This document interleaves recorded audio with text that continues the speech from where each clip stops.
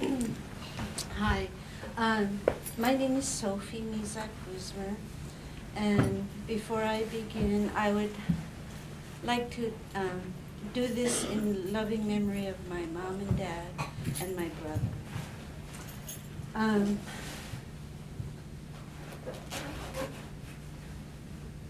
I will start by saying that most of our activities back in the Bethel area, and Marie, I know Marie, and she grew up in that region. So I'm so glad you're here.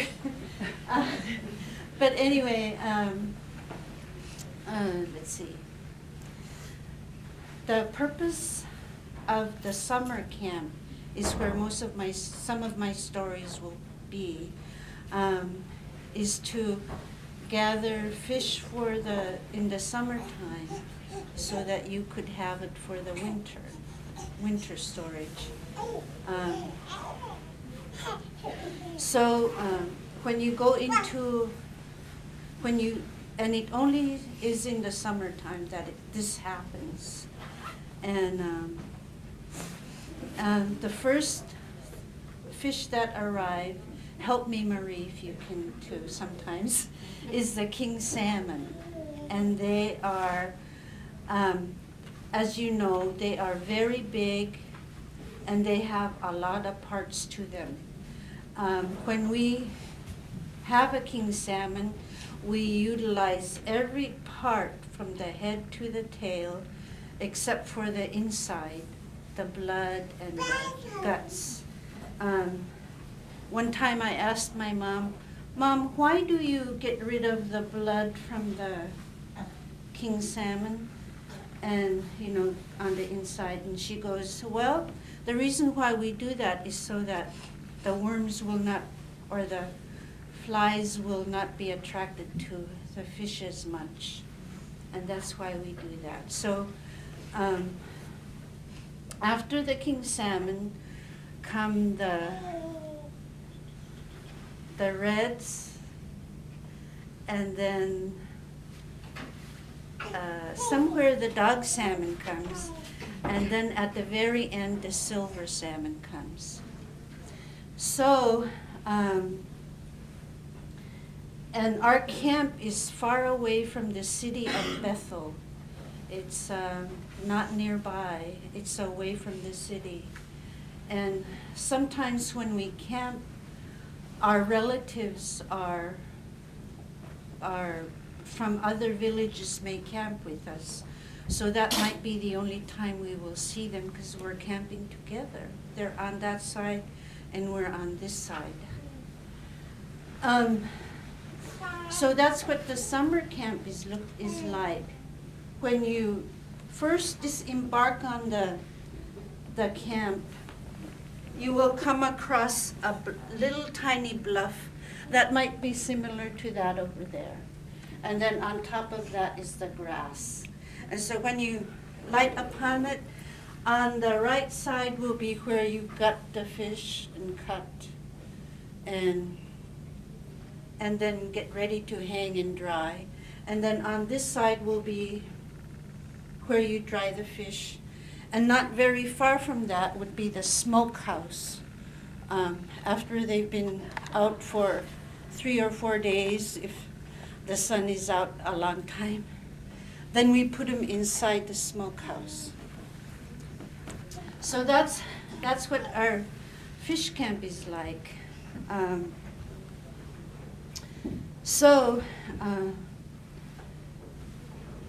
To begin with that, then I will tell you the title of this story called A Little Chickadee.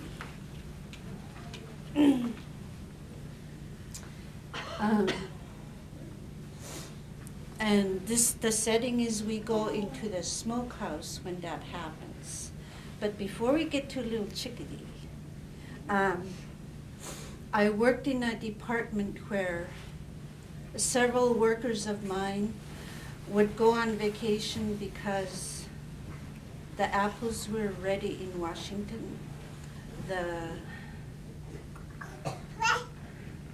they would go dancing tournament, and then one went because of the baseball. But I would go on vacation because a certain type of food was ready to eat over there. And at that time, you could go pick salmon berries. One year, I went too early in the month of June. And this certain type of food that we eat was not ready to be eaten. And so I go, oh why did I come early? Why? I will never ever do that again. So from that on, I went on vacation like in July, not in the beginning of June, because nothing was ready for eating. So I learned how to time my vacations on this certain type of food.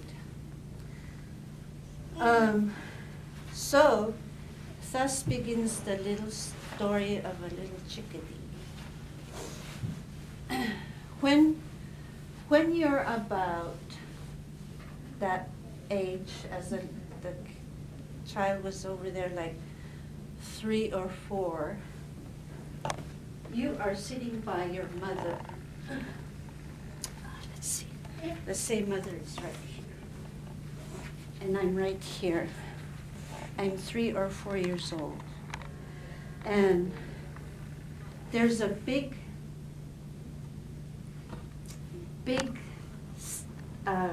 things in this one big container. And each of the guests had, or people that were eating had cardboard as their plate. And where you eat this food is in the smokehouse. And what you have to do before you prepare to eat this food is you have to make sure you're not bothered by the mosquitoes. So you cover your face up, wear something like this, and only expose your face and your hands. Because if you're bitten by them, you cannot use your hands to scratch wherever you need to scratch, because your hands have to be free. And then, what else? And then sometimes you put mosquito repellent so they won't bother you, and put it on parts of your body so you won't be exposed. And then you go inside the smokehouse where it's smoking the fish, and at the same time it repels most of the mosquitoes from coming in to bother you, because you are eating this food that's so precious. And so there I am, sitting by my mom, just like a little chickadee. And she grabs this thing, puts it on the plate, and the first thing she does is remove some sort of membrane, and I'm sitting by her, and she feeds it to me. It's kind of round. It should. All of a sudden, it pops in my mouth, and instead of, like if you've eaten a cherry tomato, you know the sensation. That's what it was like. So it pops in my mouth, and instead of red coming out, black comes out. And so you obediently sit there, because just like a little chickadee waiting for mom to feed you. And then she goes to the other side and takes out this one other membrane and puts it in your mouth, and you do the same thing, and you go, and then you swallow it. It pops in your mouth. And then after a little while you're waiting, because she's patiently waiting to fix this certain food, and she takes out what seems to be slippery, and she puts it in your mouth, and you go, that's kind of swishy. It tastes good.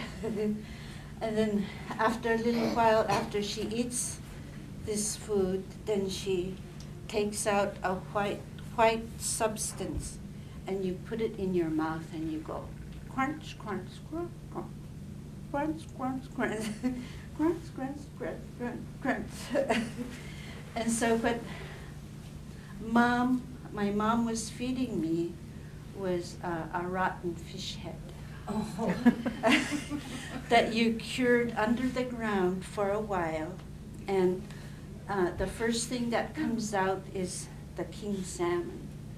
And so that was the king salmon head that she gave me. And when you're little, she makes sure that there are no bone membranes. And the safest food to eat and to feed your child is a fish eyeball. And so that was the fish eyeball that suddenly squished out and made a big squirrely face in your face. and then not long after that, like when you become like 8 years old, how many here is at least 8 and older? Okay. And that's why I want to talk about being 8 years old and older. Here at the library, when you're 8 and older, up to 17, you could get a library card all by yourself without your mom or dad present. But what you have to do is bring home the paperwork and bring it back. So here I am, at least 8 years old. And now I'm a little older, and I could eat this rotten fish head all by myself because I'm old and I won't make a mess because you're more responsible right now. And so I have my own plate, and I'm still sitting next to my mom. And as I take each bite, I go, Mom, do you eat this? And she goes, yes, you eat everything but the bones. I took out the fish eyeball. I don't like it anymore, so I set it aside and not eat it at all. So I keep chewing on this head, this rotten head, and I go, Mom, do you eat this part?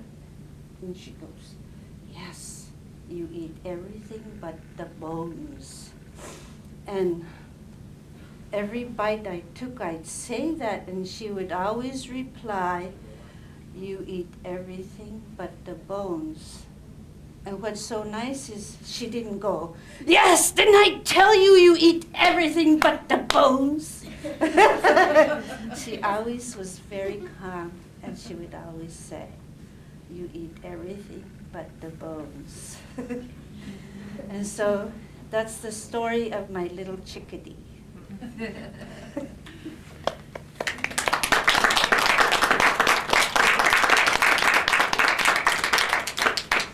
And then I've gotten a little older, and occasionally my mother would visit here in Anchorage. And one day I decided to bring her to the museum, the Anchorage Museum. Has anyone ever been there before? That was like maybe like in the 80s we went.